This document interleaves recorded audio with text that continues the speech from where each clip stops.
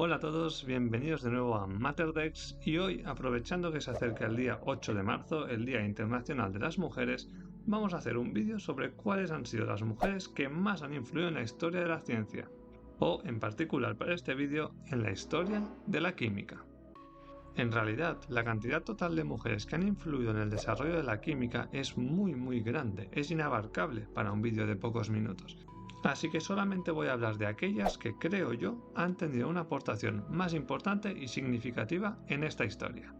Seguro que me dejo algunas que tú crees que deberían estar aquí. Si es así, por favor, ponlo en los comentarios. Y ahora sí, sin más dilación, vamos con el vídeo. En la antigüedad, antes del desarrollo de la química moderna, ya hubo personajes femeninos que revolucionaron este campo.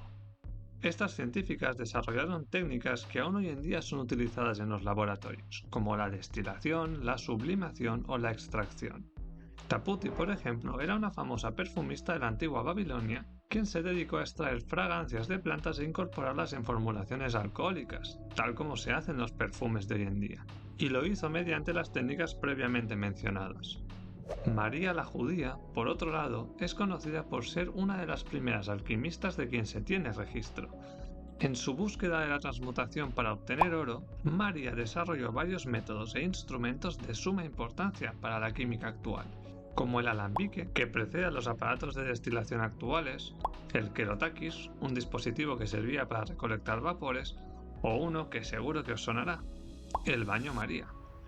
Así que ya sabes, la próxima vez que vayas a cocinar con alguien, sorpréndele explicándole el origen de esta técnica.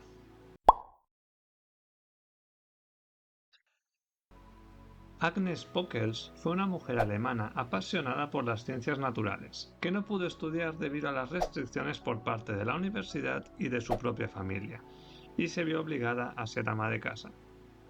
Sin embargo, esto no impidió que desarrollara un instrumento y un método para medir la tensión superficial de líquidos, y además poder estudiar cómo ésta variaba en función de la concentración de impurezas en la superficie de estos líquidos.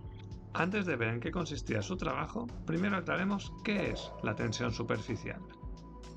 Técnicamente, esta se define como la energía necesaria para aumentar la superficie de un líquido en una unidad de área.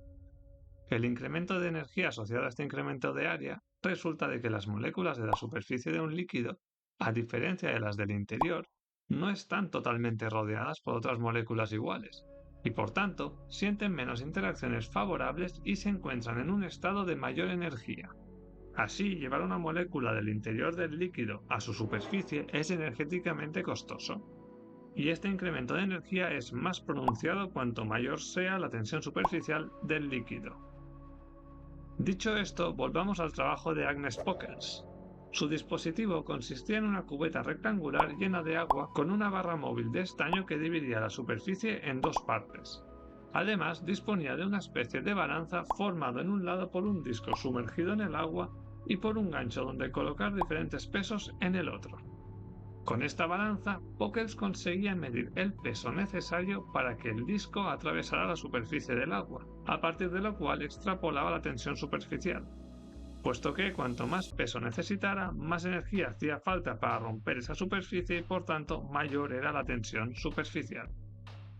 Pockels se dedicó a medir la tensión superficial del agua con múltiples impurezas y midió cómo ésta variaba al mover la barra de estaño, es decir, al cambiar la concentración de impurezas en la superficie del agua.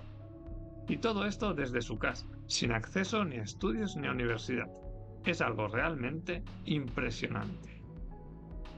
Además, el legado de Pockels no terminó aquí, pues fue a partir de su aparato del que se creó un sistema para estudiar superficies y depositar mono y multicapas sobre un sustrato, el sistema de Langmuir-Blodgett, lo que nos liga con la siguiente protagonista de este vídeo, Catherine Blodgett. A diferencia de Pockels, Blodgett sí pudo estudiar, acabando por convertirse en la primera doctorada en física por la Universidad de Cambridge. Esto le permitió acabar trabajando junto al renombrado químico de superficies Irving Langmuir, con quien acabaría desarrollando su sistema. El método desarrollado por Blodgett y Langmuir se basa en aprovechar esta posibilidad de comprimir monocapas absorbidas en la superficie de un líquido para depositarlas en un sustrato, permitiendo así modificar de forma controlada la superficie de este sustrato y así cambiar sus propiedades. Además, repitiendo el proceso se pueden depositar varias capas una sobre la otra, sobrepuestas, lo que dota de todavía más versatilidad a este sistema. En resumen, Pockels y Blodgett fueron fundamentales para el desarrollo de la química de superficies, y entre las dos acabaron por perfeccionar un tipo de dispositivo que aún hoy se utiliza y mucho en laboratorios de química de superficies. Sin duda, Marie Curie es la científica más reconocida de toda la historia, y no es para menos. Nació en Polonia y tras superar varias dificultades consiguió entrar en la Universidad de París para estudiar ciencias. Ahí conoció a Pierre Curie, con quien acabaría por casarse, e inició sus estudios sobre la radioactividad, un fenómeno que había sido recientemente descubierto por Henry Becquerel, y que acabaría llevando a los Curie y al propio Becquerel a ganar el Premio Nobel de Física en 1903. Entre las investigaciones de Curie, aquello por lo que más se la recuerda es por el descubrimiento de los elementos polonio y radio. Curie observó que el mineral pechblenda, la principal mena de uranio, presentaba una radioactividad superior a la del propio uranio, lo cual no tenía ningún sentido. ¿Cómo podía ser que el propio material con impurezas tuviera más radioactividad que el uranio puro? Esto hizo que Marie y Pierre Curie se dedicasen a fondo a encontrar otros componentes radioactivos en este mineral, y tras un arduo trabajo lograron aislar dos nuevos elementos, el polonio y el radio, unos elementos que llevarían a Marie Curie a ganar su segundo Nobel, en este caso de química, en 1911. Además, la historia de la familia Curie no terminaría con Marie, ya que su hija, Irene Joliot Curie, acabaría descubriendo que algunos elementos químicos se pueden transformar en otros cuando son irradiados con partículas alfa, por ejemplo, el aluminio, que puede convertirse en isótopos inestables de fósforo. Esto llevaría a Irene a ser la segunda mujer en ganar un Nobel de Química, en 1935. Es curioso darse cuenta de cómo las primeras mujeres que trabajaron en química en la antigüedad, o más bien que trabajaron en alquimia, buscaban la transmutación de los metales en oro, y las modernas, como Irene, lograron esto. No exactamente para crear oro, pero sí que logró convertir un elemento, como el aluminio, en otro, como el fósforo, logrando la tan ansiada transmutación. Todos estos estudios de las Curie nos llevaron de forma irremediable a la fisión nuclear. Es aquí donde Ida Noddack entra en escena. Noddack destaca por un lado por participar en el descubrimiento de dos elementos químicos, el renio y otro, al que llamaron masurio, aunque este último no pudo ser totalmente aislado hasta años después, cuando fue renombrado como tecnecio. Por otro lado, Noddack destaca por ser una de las primeras en intuir el fenómeno de la fisión nuclear. Noddack publicó una crítica a un trabajo de Enrico Fermi, donde éste indicaba que, al bombardear uranio con neutrones, se formaba un elemento con mayor número atómico que el propio uranio, es decir, de 93 o más. Noddack argumentaba que la conclusión de Fermi era precipitada y no tenía por qué ser cierta, ya que éste no había aislado el elemento 93 ni había demostrado que fuese un elemento nuevo, sino que sencillamente había demostrado que este elemento no correspondía a ninguno de los que tienen número atómico parecido al uranio, es decir, número atómico entre 80 y 92. Pero, ¿y si se había formado un elemento más ligero? ¿Y si el átomo de uranio se había partido en dos? ¿Y si existía esta fisión nuclear? La hipótesis de Noddack fue tristemente rechazada e incluso humillada en la época. Sin embargo, pocos años después se acabaría probando que era cierta, gracias en gran parte al trabajo de otra científica mujer, Lise Meitner. Meitner no solo sufrió impedimentos para estudiar por ser mujer, sino que encima era judía en la época en la que el partido nazi accedió al poder, lo cual le complicó todavía más la vida. Pese a todo, ella, junto a Otto Hahn y Otto Frisch, su sobrino, hicieron un experimento en el cual demostraron que en muestras de uranio bombardeadas por neutrones se formaba bario. El bario es un elemento mucho más ligero que el uranio, y si se forma allí significa que el átomo de uranio efectivamente tenía que partirse en dos. Existía la fisión nuclear, lo cual le daba la razón a la hipótesis de Ida Noddack.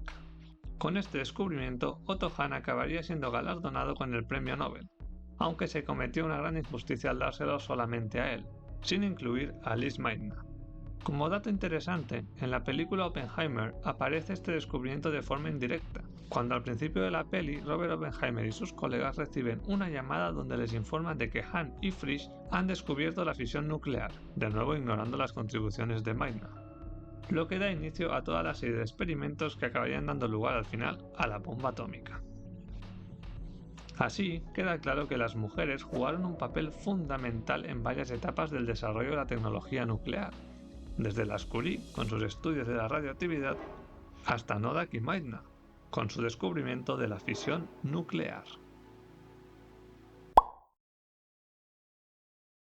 No podía faltar en este vídeo la famosa cristalógrafa que formó parte del descubrimiento del ADN, o más bien de su estructura.